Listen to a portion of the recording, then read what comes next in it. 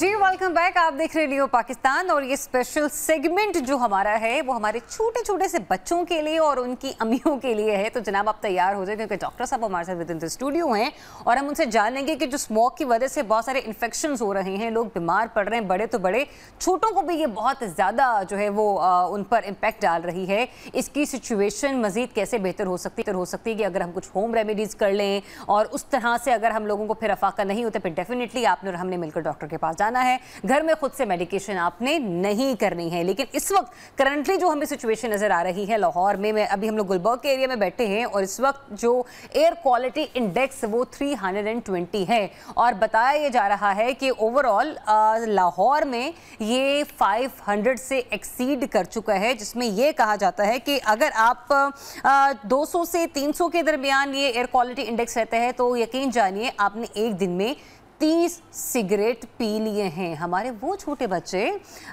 जिसे हम लोग ये कहते हैं कि वो स्मोक से दूर रहें, फिर चाहे वो सिगरेट का धुआं हो या फिर लकड़ियों का जलता हुआ धुआं हो, तो अगर 400 से 500 पर जाके ये एक्सीड कर रहा है तो मतलब ये कि आप एक पूरी सिगरेट की डब्बी पीने का जो है ना उससे इसका मवाजना कर सकते हैं। बट एनीवेज लाहौर एक बार फिर से ज़्यादा से ज़्यादा आलूदा तरीन शहरों की फहरिस्त में हमें सफ़े अव्वल पर नज़र आ रहा है। इस पर बात कर लेते हैं। हमारे साथ मौजूद हैं प्रोफेसर डॉक्टर मोहम्मद राशिद साहब, ENT specialist. Thank you so much doctor साहब अपना वक्त देने के लिए। डॉक्टर साहब, ये स्मोक दिन ब दिन बढ़ती चली जा रही है और बच्चे सबसे ज़्यादा इससे इफेक्ट हो रहे हैं। सबसे पहले तो मुझे ये बताइएगा कि होम रेमेडीज़ क्या होनी चाहिए कि जिसके बाद आप एंटी एलर्जीज़ पर जाएँ, क्योंकि आप जैसे काबिल डॉक्टर्स हमें यही बताते हैं कि कम से कम एंटीबायोटिक्स की तरफ जाया जाए। Thank you very much. ये मौसम ज़्यादा एहतियात करने का है। ये एक बड़ा मसला है। लाइफ एक्सपेक्टेंसी और quality of life badly disturb होती है और अब तो हम लो एप को टच कर रहे हैं अपनी हेल्थ इश्यूज़ को। ज़रूरी है कि हम फौरी तौर पे अपने लेवल पे जितना बेस्ट ट्राई कर सकते हैं, हैंड वॉश बार बार, नाक और गले को पानी से बार बार फ्लश करें। जहाँ पे भी पानी साफ़ अवेलेबल हो, जो ही ऑफिस पहुँचे हैं घर से, नोज़ और गले को अच्छे तरीके से फ्लश कर लें, हैंड बार बार वॉश करें, पानी पीने की आदत डालें, हर थोड़ी देर बाद पानी के सिप्स या लिटिल वार्म ड्रिंक्स। हर बंदे की केमिस्ट्री बायोकेमिस्ट्री डिफरेंट है।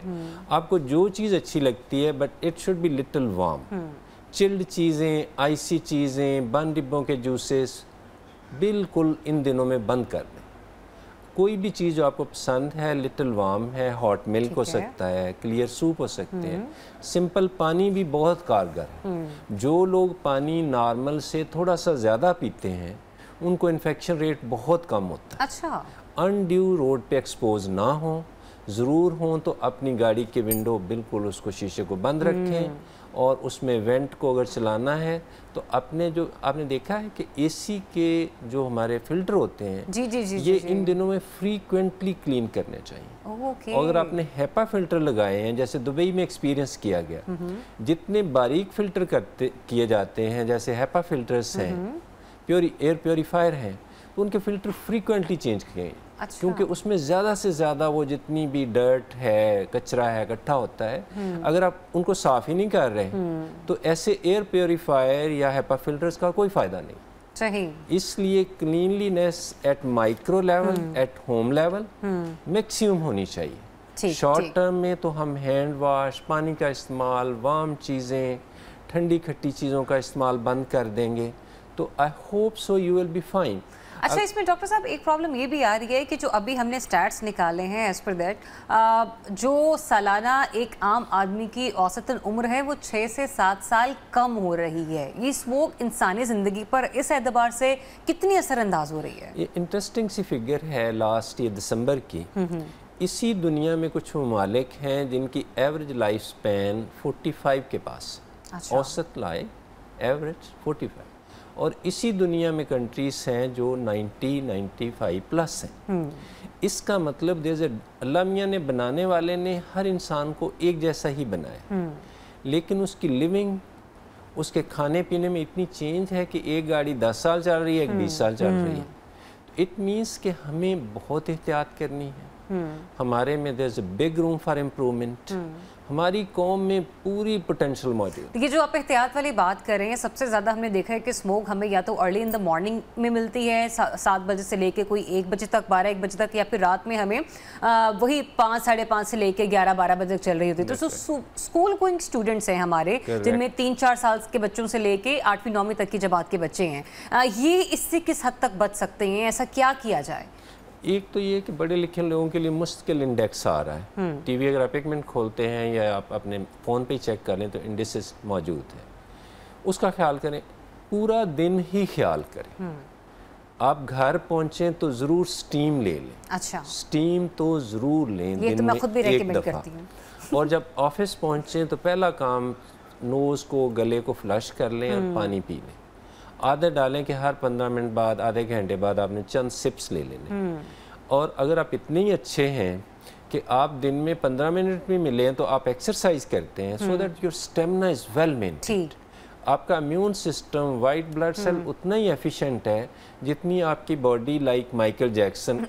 आपने सारा दिन 2 मिनट भी मिले, हाँ। आपके नी नहीं भी काम कर रहे, तो हमारी दुनिया में स्पाइन के मसले, जॉइंट के मसले क्यों हैं? Frozen shoulder, flat shoulder. तो डॉक्टर साहब, आप हमें बॉडी को डिहाइड्रेट करने के लिए या हाइड्रेट करने के लिए सिर्फ ये एक्सरसाइज और पानी ही पिलाते रहेंगे, या कुछ ये भी बताएंगे कि जरिए आप कुछ ये सब्जियां खा लें, कुछ ये फ्रूट्स खा लें, तो भी आपकी बॉडी जो है वो हाइड्रेट होती रहेगी? दूध ज़्यादा से ज़्यादा पिएं। अच्छा, सिंपल डाइट जो भी अवेलेबल है। ठीक है। हमें फास्ट फूड की तरफ नहीं जाना। हमने जूस, ये बड़ा मुश्किल है लाहौरियों के लिए, जूस, फ्रेश जूस की तरफ नहीं जाना।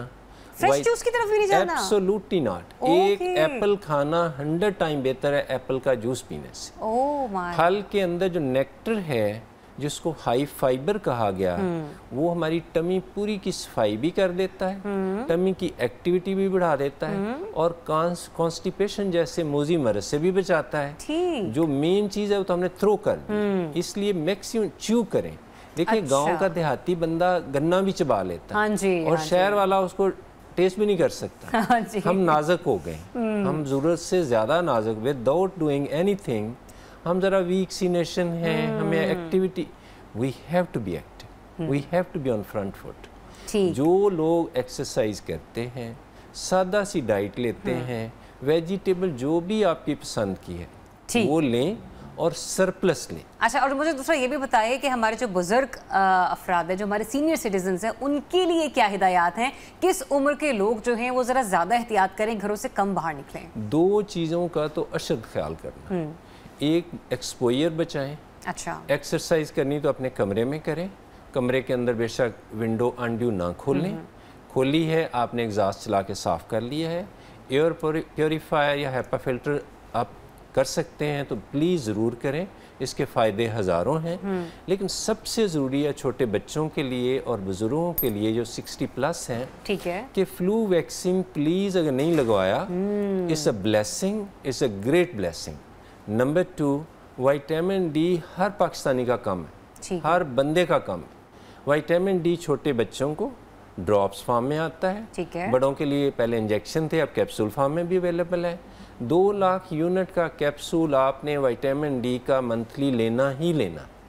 If you are too good तो हर 6 माह बाद अपना विटामिन डी चेक करवा लें जी। इससे आपकी मुदाफ़ियत बेहतर होगी, आपका स्केल्टन बॉडी की पोस्चर ठीक रहेगी, और you will be strong. Like हम पूरी कौम को एक स्माइलिंग, स्ट्रॉन्ग और फोर्सफुल पार्ट ऑफ सोसाइटी देखना चाहते हैं। Thank you so much doctor साहब अपना वक्त देने के लिए। 60+ की उम्र वाले जो अफराद हैं वो ज़रा एहतियात बरतें, घरों से बाहर ना निकलें, और जो छोटे बच्चे हैं उनका एहतियात वालिदैन ने करनी है, और कोशिश कीजिए कि उन्हें मास्क पहनाकर घरों से बाहर निकालिए, और दूध की क्वांटिटी, वार्म मिल्क जो है वो बच्चों को देना शुरू करें, और इसके अलावा जो है उनको फ्लू वैक्सीन जो है वो ज़रूर लगवाएं, और विटामिन डी के कुछ ड्रॉप्स मिलते हैं वो भी अपने करीबी डॉक्टर से मशवरा लेकर ज़रूर बच्चों को पिलाएं। और मुझे दीजिए इजाज़त, कल होगी इंशाल्लाह आपसे एक बार फिर से मुलाकात। अपना बहुत सा ख्याल रखिए। अल्लाह हाफिज़।